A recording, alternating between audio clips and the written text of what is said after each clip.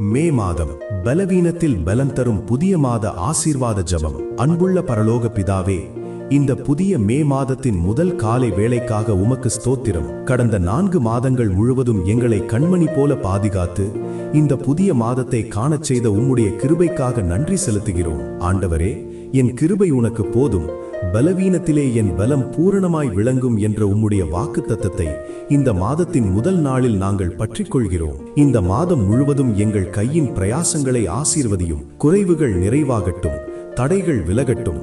எங்கள் பலவீனமான நேரங்களில் உம்முடைய வல்லமை எங்களில் வெளிப்படட்டும். புதிய நன்மைகளையும் புதிய வாய்ப்புகளையும் இந்த மாதத்தில் எங்களுக்கு தந்தருளும். கர்த்தாவே, இந்த மாதம் முழுவதும் எங்கள் வாழ்க்கையில் உமது சமாதானம் நிலைக்கட்டும். எங்கள் குடும்பங்களில் ஆனந்தமும் ஐக்கியமும் அதிகரிக்கட்டும். எங்கள் வேலைகளிலும் உமது ஆசீர்வாதம் காணப்படட்டும்.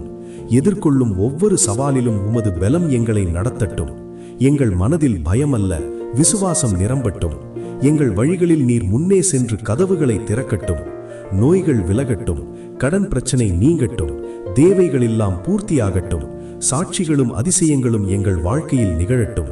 கர்த்தாவே, எங்கள் எண்ணங்கள், வார்த்தைகள், செயல்கள் அனைத்தும் உம்மை மகிமைப்படுத்த கிருபை தாரும்.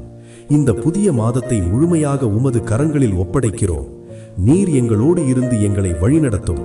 உன்னை மட்டுமே நம்பியிருக்கிறோம். அன்பு இயேசுவே, இயேசு கிறிஸ்துவின் வல்லமையுள்ள நாமத்தில் வேண்டுகிறோம்.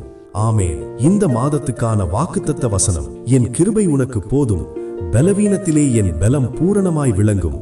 2 கொரிந்தியர் 12வது அதிகாரம் 9வது